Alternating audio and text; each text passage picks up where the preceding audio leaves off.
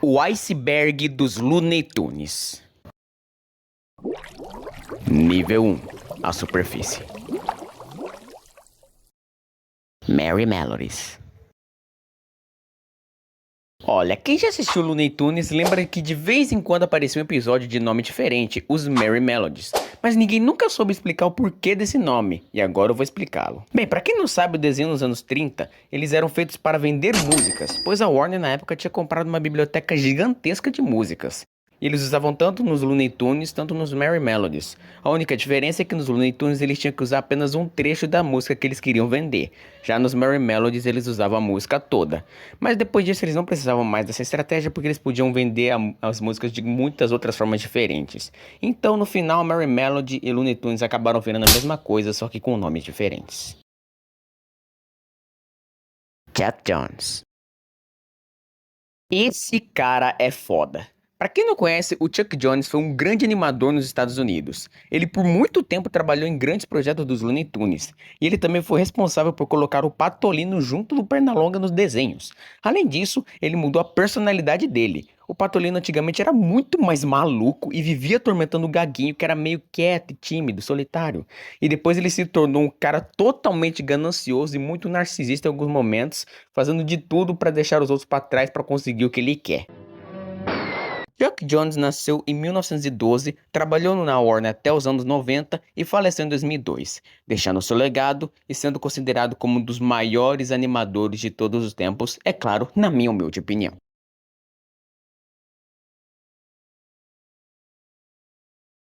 Mel Blanc. Esse cara também é muito foda. Ele simplesmente foi o dublador de todos os personagens dos Looney Tunes. Ele dublou até mesmo o próprio Pica-Pau, fazendo aquela famosa risada que vocês conhecem. Aliás, uma curiosidade, a risada do Pica-Pau era originalmente do Pernalonga. Foda, né? Ele nasceu em 1908 e seu último trabalho foi em Uma Cilada para Roger Rabbit e faleceu 2 anos depois, em 1989. Nível 2. Águas rasas. Roger Rabbit. Esse até hoje é sem dúvidas o meu filme preferido de todos os tempos. Ele foi lançado em 1988 e foi um sucesso internacional, vencedor de 4 Oscars. Muito merecidos, vale muito a pena assistir. Happy Rabbit. Lembra o que eu falei do Happy Rabbit lá atrás? Então, basicamente é o Pernalonga em sua primeira aparição, versão mais maluca, igual ao Patolino. Ele apareceu pela primeira vez em 1938 no curta Pork's Hare Hunt, ou em português, A Caça à Lebre do Gaguinho, e possui uma risada bem similar à do Pica-Pau. All the world was gay, swinging on its way. Things were looking brighter day by day. Nothing ever wrong, life was just a song, till that Looney Tune came along. I'm going cuckoo, woo. Here comes the choo-choo, woo. Am I the screwball, woo? Throw me the 8-ball, woo. Once I knew a thing or two, but now I'm a flopperoo. Hinky, dinky, parley, woo-woo. E 2 anos depois ele apareceu em seu próprio curta junto com o Telino, em The Wild Hare de 1940, assim, e assim se tornando o que conhecemos hoje. Bosco. Pouquíssima gente vai conhecer esse personagem, só se você for muito fã dos Looney Tunes, porque senão você nem vai reconhecê-lo. Bem, Bosco foi o primeiro personagem dos Looney Tunes e criado por Rudolph Eisen e Hugh Herman, aparecendo no curta Bosco the Talk Ink Kid, de 1929, e em 30 de abril de 1930 ele aparece no primeiro episódio dos Looney Tunes Sink in the Bathtub. Porém, ele não durou muito nos tempos do Looney Tunes, pois o Eisen e o Herman queriam mais grana para produzir os episódios, mas a Warner nunca dava, então eles saíram de lá junto com o Bosco. Mas ele era um personagem legal, pena que foi esquecido com o tempo. Pernalonga é uma lebre. Sim, por mais que seja só um meme, o Pernalonga ele é uma lebre, porque todo mundo chama ele de coelho ou rabbit, mas ainda assim ele é uma lebre.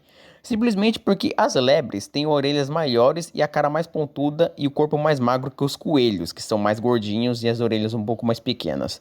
Então chegamos à conclusão que o Pernalonga é realmente sim uma lebre do mato.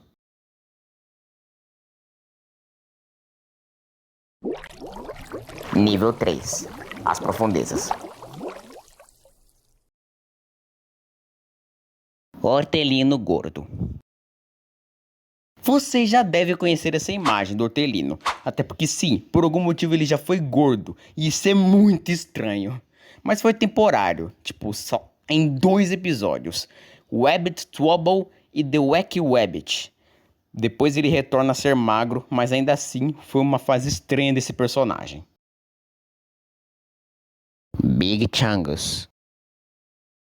E voltamos para os episódios do Hortelino gordo, mais especificamente o próprio Wabbit Trouble, onde de costume temos o Pernalonga atazanando o Hortelino, enquanto ele tentava descansar e o Pernalonga não deixava. E em uma cena que o Hortelino tenta prender o Pernalonga, ele não consegue, então o Pernalonga zomba dele imitando ele e se transformando em gordo para poder zombá-lo. I don't hold him all white.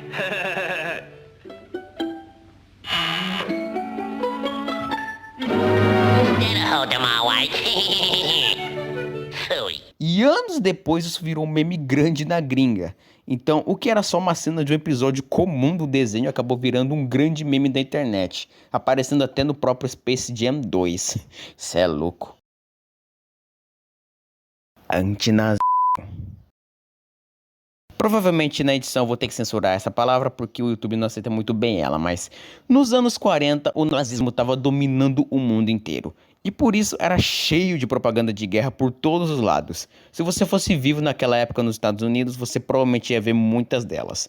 Inclusive nas próprias animações tinham propaganda. E a Warner não foi diferente. Tiveram vários desenhos dos Looney Tunes que satirizavam Hitler e o próprio nazismo. Um dos mais conhecidos foi o The Commando Duck, que inclusive é muito bom, recomendo. Luvas amarelas. Ok, eu não encontrei nenhuma pesquisa para essa resposta. Quer dizer, eu não encontrei nenhuma resposta para essa pesquisa. Mas o que vocês precisam saber é que em algum dos episódios dos personagens dos Looney Tunes, eles aparecem com luvas amarelas ao invés de brancas. Provavelmente foi algum erro na hora de colorir, ou eles só quiseram colocar de cor diferente nas luvas. Eu não sei, eu realmente não encontrei resposta. Pesquisei muito a fundo disso, mas eu não encontrei nada. Mas isso existe, pois é. Até no Looney Tunes Cartoons teve luvas amarelas. Então isso nunca vai ser explicado.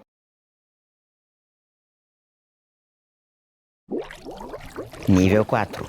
Águas insondáveis.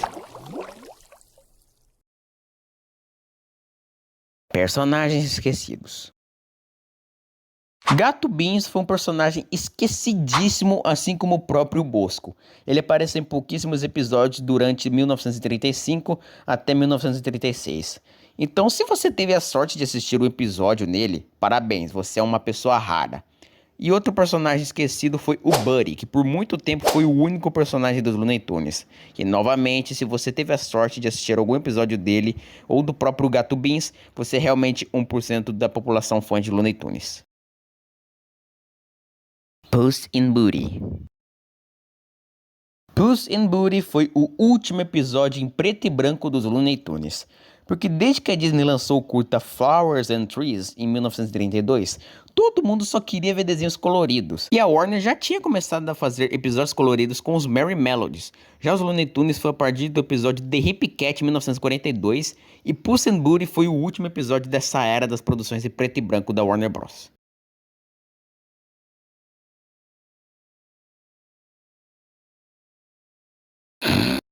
Cool Cat. Novamente, o Cool Cat também foi um personagem esquecido, mas com diferencial. Ele apareceu no último episódio dos Looney Tunes. Looney Tunes começou em 1930 e terminou em 1969, e foi nessa época que o Cool Cat apareceu. O episódio Indian Trouble, em 20 de setembro de 1969, finalizou a era dos Looney Tunes e Merry Melodies originais com chave de ouro. Cut now. So cool it now. You hear? O piloto do show dos Looney Tunes. Esse episódio não foi exibido no Brasil, mas a versão dele em inglês está disponível no YouTube gratuitamente, então caso queira vê-lo, é só assistir.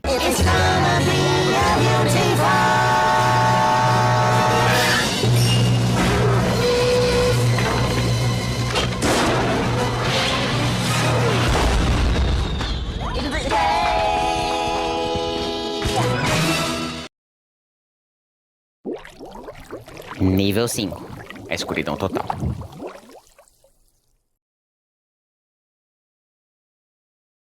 Splatter Warner Bros.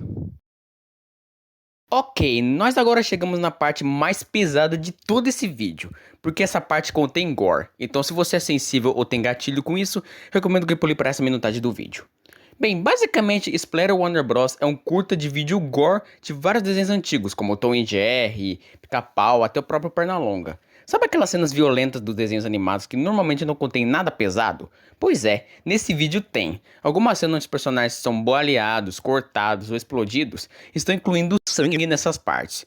E pra ficar mais realista com cada parte, o lance é, isso dá muito gatilho, velho, tipo muito. E eu tenho que censurar essa cena, senão o YouTube vai me estuprar sem dó nem piedade. Caso você queira saber um pouco mais sobre isso, eu recomendo o vídeo do Gabs, que lá ele fala melhor sobre toda essa situação. Rabbit Habit.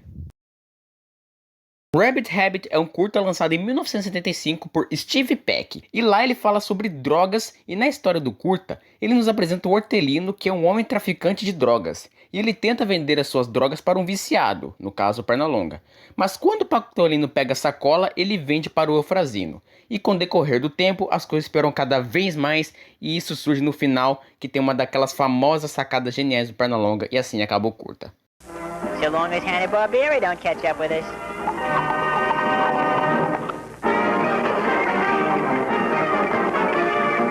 And that's the end. O mais interessante é que o próprio Chuck Jones assistiu esse curta, e ele achou muito bom com a paródia com as drogas, incluindo os personagens do Looney Tunes. Porém, esse curta quase virou um lost media na internet, e por isso poucas pessoas viram. Mas eu achei uma paródia engraçada e bem feita em relação à satirização das drogas. Então acho que isso merece mais reconhecimento da internet hoje em dia. E vocês, também acham isso?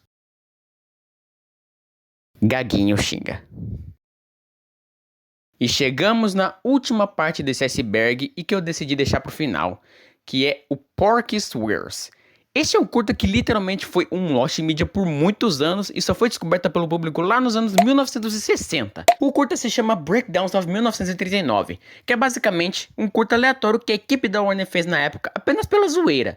Sabe aquela coisa que você faz no seu tempo livre ou quando não tem nada pra fazer? Pois é, aí eles fizeram esse Breakdowns of 1939, que era um tipo de piada interna deles. Nesse curta, o Gaguinho ele martela um prego, mas sem querer ele acerta o dedo dele. Quem nunca fez isso, né? Super comum. Até que ele xinga de raiva. E quando eu digo xingar, é literalmente xingar palavrões. Mas especificamente um filho da p... Oh, son of a gun. You thought I was gonna say son of a bitch, didn't you? Isso ficou guardado por muito tempo simplesmente por causa disso. Os produtores não queriam enviar isso para o público. Eles só estavam fazendo isso por causa de um tempo livre. E simplesmente queriam achar engraçado pensando como seria se o Gaguinho xingasse alguma vez. Então foi feito.